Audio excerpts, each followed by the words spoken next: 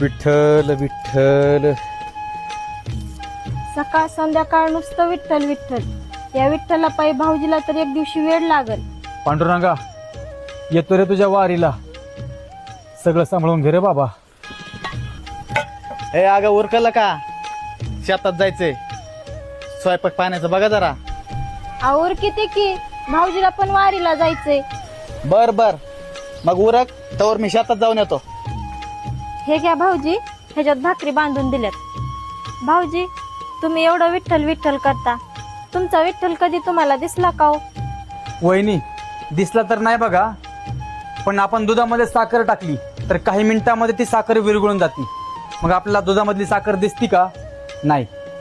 वाऱ्याची येणारी झुळूक हळूच आपल्या अंगाला स्पर्श करून जाते. हवा आपल्याला कधी दिसली का? नाही. मग माझा विठ्ठल पण तसाच आहे. कधी भजनात माझ्यासोबत दंग होऊन नाचतो, तर कधी मी वाट चुकलो तर वाट दाखवणाऱ्या पोलिसांमध्ये मी माझा विठ्ठल बघितलाय. कधी मला दुखापत झाली तर मलमपट्टी करणाऱ्या डॉक्टरमध्ये मी माझा विठ्ठल बघितलाय. मला कधी दिसला नाही, पण तो सगळीकडे आहे. बरं चला वहिनी, मी येतो. भाऊजी, तुमच्या विठ्ठलाला सांगा तेवढं पिकं पाणी सुकून चालल्यात, पाऊस पडू दे म्हणावं. अव पडन की, करता करीविदा तेव्हाच आहे.